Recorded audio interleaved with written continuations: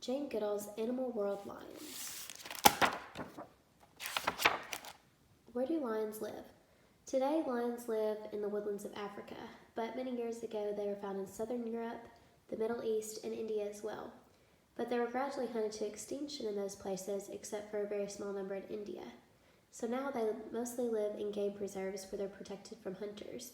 The biggest of the preserves is in the Serengeti, which is in Tanzania. It's about the size of Connecticut. They survive by eating grass-eating animals or herbivores, such as the wildebeest, gazelle, zebra, and buffalo. And they have to compete with other animals like hyena and wild dogs for these herbivores. There are 2 seasons in Africa, the dry season and the rainy season. During the rainy season, many of the grass eaters, like the wildebeest and zebra, migrate to the plains. So during the dry season, they move to the woodlands. The groups of lions who live in one place throughout the year must find other kinds of animals to hunt during this time. The family tree of a lion. Lions have the scientific name Panthera leo. There are 2 members of the cat family, and it's divided into 2 main groups. The big cats that roar, like lions, tigers, jaguars, and leopards, and the medium-sized and small cats that don't roar, like the ocelot, lynx, puma, small wildcats, and of course the house cat. The lion community. Lions live in groups called prides. There may be 1 to 18 adult females in a pride with their cubs and 1 to 9 adult males. Generally, the females are related and they are born in the same pride, but the males may live with one pride for only a short time. They hunt in groups, but sometimes only one lioness in the pride will go hunting. After a successful hunt, the males join the females and typically claim the lion's share of the meat. A hunting male can be spotted more easily by the prey because of his mane. There's no definite leader of the pride. When they're on the move, 1 or 2 females might lead the group, and a male may follow behind with the cubs. Except for some small fights, lions usually get along very well, and they're very affectionate and like to rest in contact with each other. They have special ranges or territories which males and females both defend against strange lions. Lions mark their territory with the smell of danger. The lions know their territory very well, and they know the best hunting and drinking areas, and they'll move during the year to wherever the most prey can be found. Their territory can be anywhere from 8 square miles to 150 square miles in size. The bigger the territory must be if there's less food, so sometimes the territories overlap. Not all lions belong to a pride. Young males are forced out of their prides by adult males. Often they travel with their brothers or with other solitary males. The strongest will drive out older males from neighboring prides and take over their females. Eventually they will in turn be driven from the pride by younger males and forced to roam on their own. And sometimes lionesses are also forced out with their sisters. Lions have a better chance of surviving if they belong to a pride. Sizing up the lion. A full-grown African lion is about 9 feet long and weighs about 500 pounds. There's only 1 cat bigger than the lion, and that's the tiger. Tigers are 12 feet long and can weigh as much as 700 pounds. The female lion, or the lioness, is smaller, weighing only about 300 pounds. So for comparison, the average house cat weighs about 10 pounds and is only about 15 inches long. Males are set apart from other cats because of their rough hair or mane that grows around their heads and necks. It gives them an impressive regal appearance and makes them look bigger than they are, and it can also protect their necks during fights. The mane has helped him earn the nickname King of the Beast, but the lion really doesn't rule supreme. He will be run from both elephant and rhinoceros. How lions move. Lions' bodies are long and slender, and their bones aren't very big, but they are very heavy. They have powerful muscles, and these bones hold loosely together. If it is the loose structure that makes the movement of the lion appear so fluid. In order to survive, they must be able to stalk and kill their prey. They move slowly and crouch really low, and as she creeps closer and closer to the unsuspecting animal, once they are close, they bound forward very fast. If they catch their prey, she leaps up, digs into the animal's shoulder or rump with her powerful claws, and uses her weight to drag the animal down. Then she hangs onto the throat and strangles it. Ordinarily, a lion walks in a very relaxed manner, but when it's hunting, it's really rigid and stares at possible prey. When it stalks, it crouches low to the ground and strains its head forward. When it's angry, it lashes its tail back and forth. The senses of the lion. Lions use their senses for receiving messages for prey as well as other lions. They are good at judging distance and can see small objects very easily. They're willing to scavenge as well as hunt, and their sense of smell is a lot better than humans.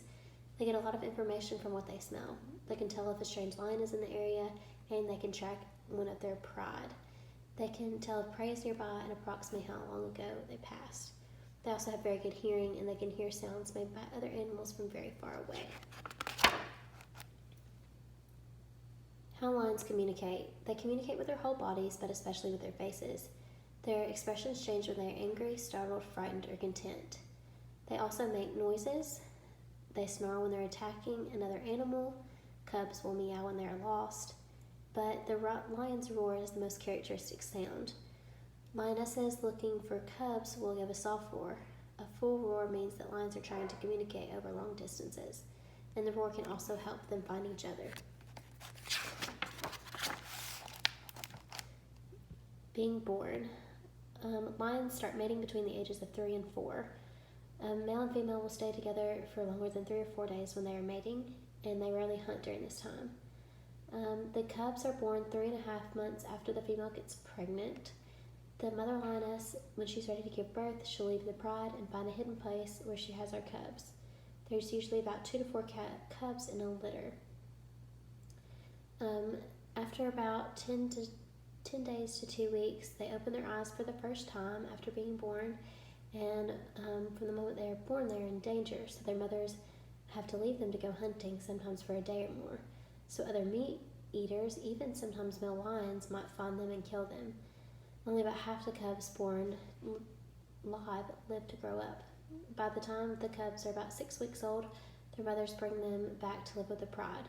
They are no longer helpless, and there's a chance the other lions in the pride will hurt them. If more than one lioness in the pride has cubs, the mothers help each other feed and take care of them. A lioness moves her newborn cubs by picking them up gently with her mouth. At about 3 weeks, the cubs are able to walk, and at about 6 weeks, they start to follow their mothers to hunt. As they get older, lion cubs also start playing, and during play, the cubs learn much about adult behavior. They pounce and leap and chase each other all around. At about 15 months, cubs lose their baby teeth and grow their adult teeth, including big canines. They will be able to catch and kill prey. Often by the time males are about 18 months old, their fathers are driven out by a new set of males. Lions can live to be 15 to 18 years old in the wild. Living day to day. In the Serengeti, the lion pride has been resting in the shade of a tree all day. The male is lashing his tail, trying to find some relief from the biting flies. 2 lionesses sleep together, some cubs curled up next to them. The lioness wakes up, leaving her cubs. She wanders off to find the prey. She sees some gazelles grazing nearby. When her 2 cubs come bounding up, the gazelle are startled and take off through the tall grass. A warthog snorts and paws at the ground. The lioness rushes at it from behind, but the warthog dives into the underground burrow and disappears completely. The lioness returns to the pride and nurses the cubs for a while. When they start to play with her ears, she nuzzles them back. At about an hour later, the lions hear howling in the distance. A pack of hyenas made a kill. The 2 females take off in the direction of the sound. Sometimes it's easier for lions to chase hyenas away and steal their kill rather than to hunt for themselves. The lionesses finally give it up and herd back to their resting place. After another nap, the lionesses decide to go hunting again. They stop at a waterhole to drink and watch for prey. It's been about 2 days since they last had any water, but sometimes they can go up to 9 days without drinking. Tonight they have the waterhole to themselves. About a quarter mile away, the 2 lionesses find a herd of zebras. One lioness circles slowly around the herd and finally hides herself in some tall grasses just to the east. Meanwhile, the other lioness lowers herself into a crouch. She singles out an animal that seems to be straggling behind. When she's close enough, she breaks into a run. The zebra sprints off straight toward the mother lioness. Suddenly bursting out of her hiding place, the mother lioness pounces at the zebra and brings it down. For a while now, the males and cubs have been walking slowly behind the lionesses. They hear the sounds of the kill, they run up to eat. It takes more than 4 hours to finish the meal. There's plenty to eat and everyone has their fill.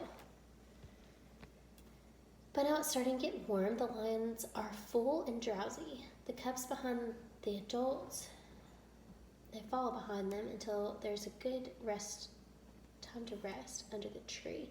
They settle down and the cubs nurse for a while. In one full day, the pride has spent about 19 hours resting and 5 hours fully awake. They've walked about 2.5 miles, although they usually average about 4 miles a day. The male, typically, on average, they walk 4 miles, but today he's only walked a mile. It's a particularly quiet day. Lions in captivity. Lions have been very popular members of the zoo for years, but they haven't always been well treated. Great advances have recently been made in keeping zoo lions healthy and content. In fact, African lions have been doing so well in captivity that zoos have been limiting the number of babies they have. Cement cages may be easy to clean, but they are small and cramped for a lion. Zoos are now building much more natural enclosures, even setting aside large outdoor areas for lions to roam in. Zoos also used to make the mistake of feeding their lions a soft meat diet, but the animals weren't getting enough of the vitamins, minerals, and calcium they would get in their normal diet. That's because big cats eat the entire animal, including the bones and contents of the stomach. So now zoos make sure that lions live healthy in captivity. Protecting the lions. One member of the lion family, the Asian lion, is endangered in the wild. Only about 200 of them survive in a reserve in the Gir Forest in India. So now there's a special Asian lion breeding program at the San Diego Zoo. 2 prides have already been created with almost 20 lions obtained from other zoos. It's very difficult to get an accurate count of lions. They move about during the night and they shift from pride to pride. There's currently about 2,500 lions living in the Serengeti National Park. Lions can be endangered. They have very few natural enemies in the wild. They often are caught by poachers, snares, and sometimes killed by hunters, although hunting lions have been banned in most of Africa. Lions are able to live in preserves and in the zoos. They are not in danger of extinction, but they need continued protection if their survival is to be ensured. The end.